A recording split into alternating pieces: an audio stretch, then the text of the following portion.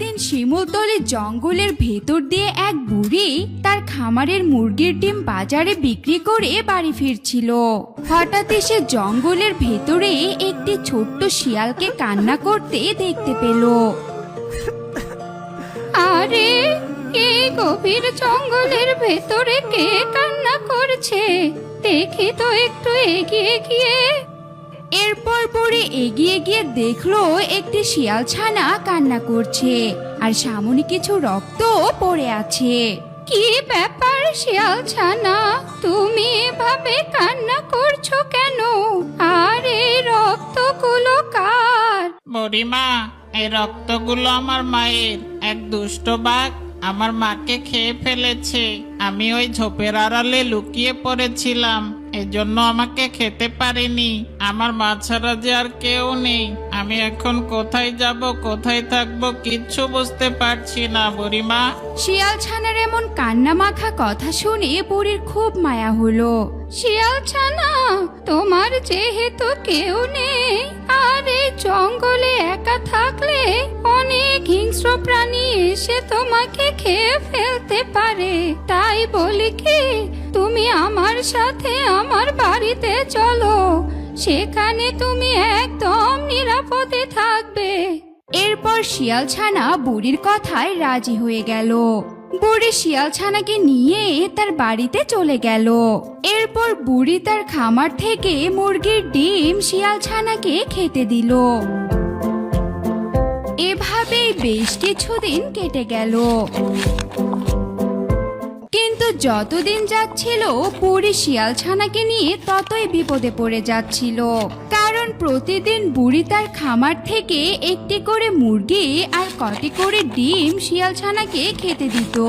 এতে করে বুড়ির মুরগি আর ডিম দিন দিন কমে যাচ্ছিল। বুড়ি তার সংসার চালাতে হিমশিম খেয়ে যাচ্ছে। একদিন বুড়ি তার খামারের মুরগির ডিম বাজারে বিক্রি করে বাসায় ফিরছিল। প্রতিদিন তো আমার ডিম আর মুরগি কমে যাচ্ছে, এভাবে চলতে থাকলে তো আমার ডিম মুরগি কিছুই থাকবে না, সব ওই শিয়াল ছানায় খেয়ে ফেলবে।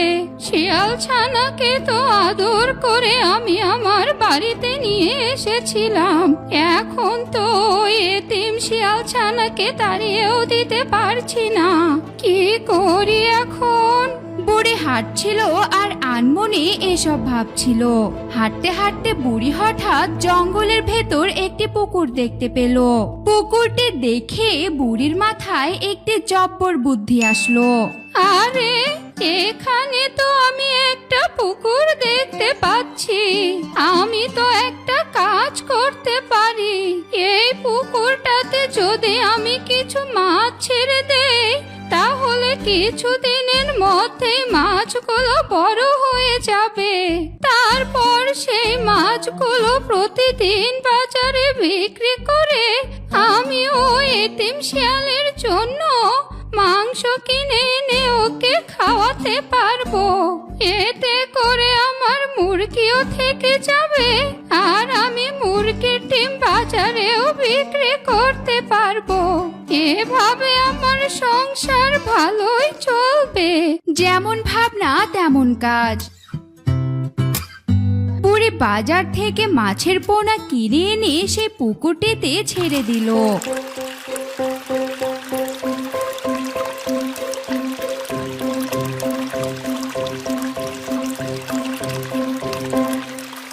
আর সেই পুকুরটিতে শিয়াল ছানাকে পাহারায় বসিয়ে দিল।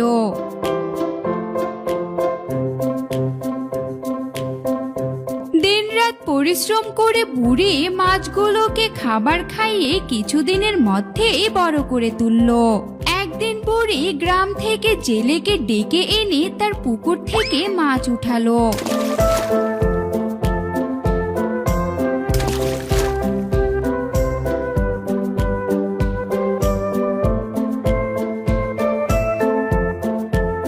বাহ, মাছগুলো তো দেখতে ভারী সুন্দর হয়েছে আর অল্প দিনের মধ্যেই বেশ বড় হয়েছে।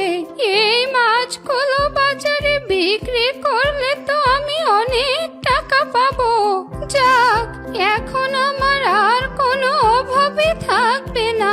প্রতিদিন মাছ বিক্রি করতে পারবো, আর মাছ বিক্রির টাকা দিয়ে বাজার থেকে মাংস কিনে এনে ওই এতিম শিয়ালকে খাওয়াতে পারবো। হ্যাঁ হ্যাঁ বুড়িমা, তোমার পুকুরে তো দেখছি অনেক সুন্দর মাছ হয়েছে। পুকুরে যে এমন সুন্দর মাছ চাষ করা যায় সেটা আমার জানাই ছিল না, আজ প্রথমবার দেখলাম। মাছগুলো আমি বাজারে নিয়ে যাচ্ছি, তুমি কি এখন আমার সাথে যাবে? আরে না, আমি আবার এই শরীর নিয়ে বাজারে যেয়ে কি করব? তুই বাজারে মাছ বিক্রি করে কিছু মাংস কিনে বাকি টাকাগুলো আমার কাছে নিয়ে আসিস। ওই টাকা থেকে আবার তোরও মজুরি দিতে হবে। ঠিক আছে বুড়িমা, তুমি চিন্তা করো না, আমি বাজারে যাচ্ছি। মাছ বিক্রি করে যা টাকা পাবো তা দিয়ে কিছু মাংস কিনবো, আর বাকি টাকা তোমায় নিয়ে এসে দিব। এই বলে জেলে মাছের ঝুড়িটি মাথায় করে নিয়ে বাজারে চলে গেল।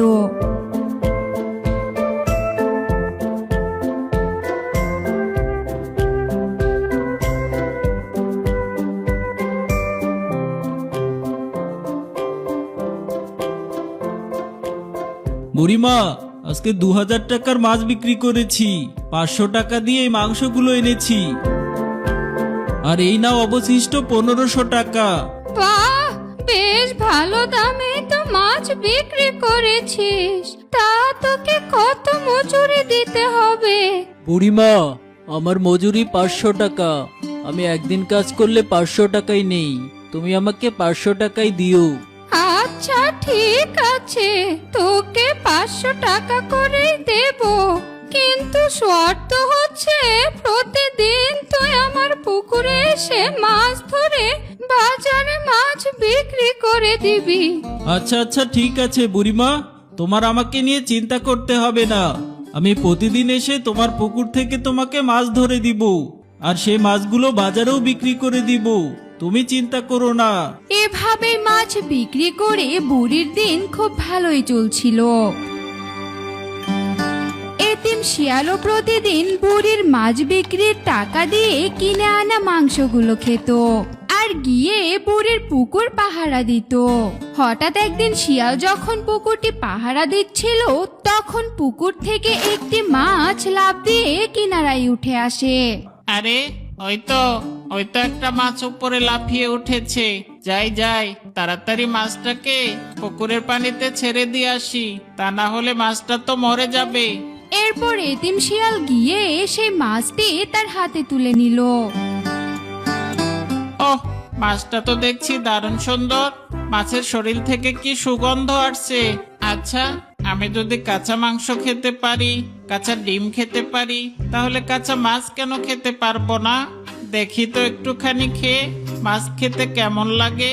এই বলে শিয়াল সেই মাছটি কচকচ করে চিবিয়ে খেয়ে ফেললো। আরে মাছ খেতে তো দেখছি দারুণ সুস্বাদু। এতদিন থেকে আমি মাছগুলো পাহারা দিচ্ছি, এতদিনে আমি একটা মাছও খাইনি। এটা কোনো কথা? মাছ খেতে যে এত সুস্বাদু এটা যদি জানতাম, তাহলে তো আমি অন্য কোনো খাবারই খেতাম না, সারাদিন শুধু মাছই খেতাম। যাকগে, এতদিন যা ভুল করার করেছি, আজ থেকে শুধু মাছই খাবো। মাছ ছাড়া অন্য কিছু আমি খাবই না। এরপর শিয়াল প্রতিদিন বুড়ির পুকুর থেকে মাছ ধরে ধরে খেত। মাছ খেতে খেতে শিয়াল এক সময় বুড়ির পুকুরের সমস্ত মাছ শেষ করে ফেললো।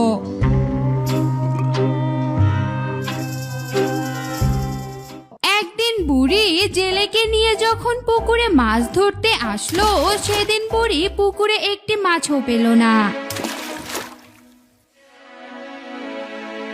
আরে, এত তাড়াতাড়ি আমার পুকুরের মাছগুলো কি হলো?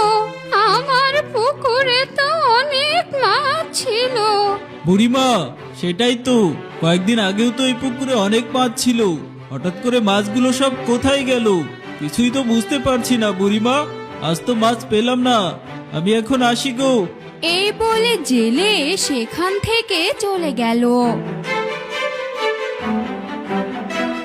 বুড়ি বাড়িতে গিয়ে ভাবতে লাগলো তার পুকুরের মাছ শেষ হওয়ার রহস্যটা কি। হঠাৎ বুড়ি আড়াল থেকে শুনতে পেল এতিম শিয়াল কিছু একটা বলছে। কদিনে যে আমি ওই বুড়ির সমস্ত মাছ খেয়ে ফেলেছি, এটা তো বুড়ি জানতেই পারেনি। ওই বুড়ি আবারও পুকুরে মাছ ছাড়বে, আমি ওর পুকুরের আবারও মাছ খেয়ে ফেলবো। ওই বুড়ির মুরগিগুলো খাবো, ওর ডিমগুলো খাবো। বুড়িকে আমি শান্তিতে থাকতে দিব না। এসব কথা শুনে তো বুড়ির মাথায় আকাশ ভেঙে পড়ল।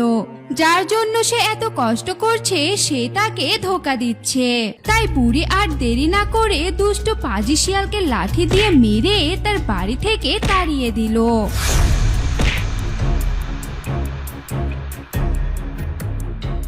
তারপর থেকে বুড়ি তার খামারের মুরগি আর পুকুরের মাছ নিয়ে সুখে শান্তিতে দিন কাটাতে লাগলো।